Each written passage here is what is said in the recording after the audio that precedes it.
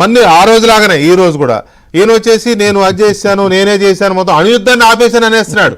అంటే ఎట్లా ఉందంటే అణుబాంబులు గాల్లోకి ఎగిలే టైంలో నేను ఆపాను అనే తరహాలో ఆయన క్లెయిమ్ చేసుకుంటున్నట్టు కనపడుతుంది.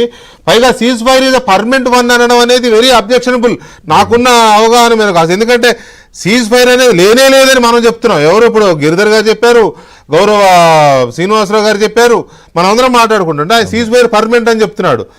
ఇది యాక్సెప్టబుల్ థింగ్ ఇది మధుసూదన్ రెడ్డి గారు? Definitely not acceptable. And you see, he's trying to take all possible leverage. అంటే ఈ సిచ్యువేషన్ లో కూడా ఇలా నేను నా పేరు నేను ఎలా నిలుపుకోవాలని ట్రై చేస్తున్నాడు తప్పితే there's no if you ask me actually he should not be doing this. But ఎందుకంటే క్రెడిట్ తీసుకుంటాండి, టోటల్ ఎలా క్రెడిట్ తీసుకోవచ్చా అని చూస్తున్నాడు.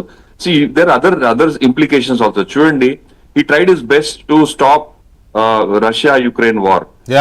మీడియేట్ చేస్తాను, నేను సీజ్ ఫైర్ తెప్పిస్తాను. ఈ స్పోక్ ఎ లాట్, నేను చేయగలను ఇదని చిటికేసి చెప్పాడు.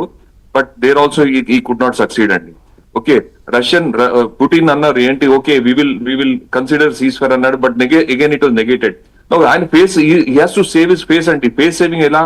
he's got an opportunity to save his face. This is a face saving measure. నేను చేయించాను cease fire.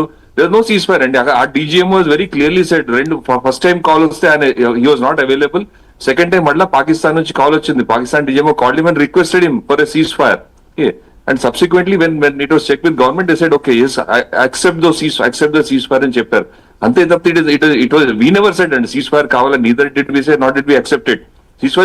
Ceasefire is only temporary measure అండి. ఓన్లీ వాళ్ళు అడిగారు కాబట్టి ceasefire government we have been very considerate towards them.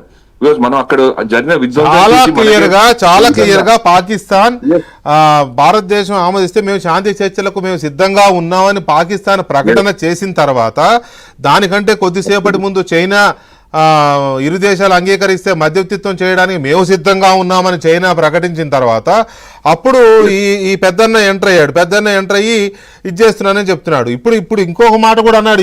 ఇప్పుడు మాట్లాడిన దాంట్లో JD wands and Rubio, వాళ్ళ సెక్రటరీ రుబియో ఇద్దరి కృషి చాలా ప్రశంసనీయం అంటున్నాడు.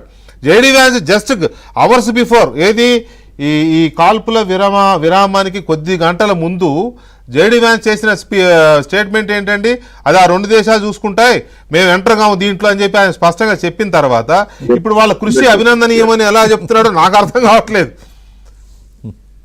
It's only face saving measure and it is actually speaking ఇందులో ఎవ్వరి ప్రమేయం లేదు. Cease fire accepted, Pakistan has called up cease fire కావాలని చెప్పారు. మనం ఒప్పుకుండా వి కుడ్ హావ్ కంటిన్యూడ్ అండి. 1 or 2 more days and Pakistan would have been written off completely without any doubt. Correct. Right. ఒక్క నిమిషం శ్రీనివాసరావు గారు, why Trump trying for this type of credit or something else? ఎప్పుడైతే ఒకసారి ఏమో JD Vance అన్నాడు ఇది మాకు సంబంధించిన విషయం కాదు అన్నాడు.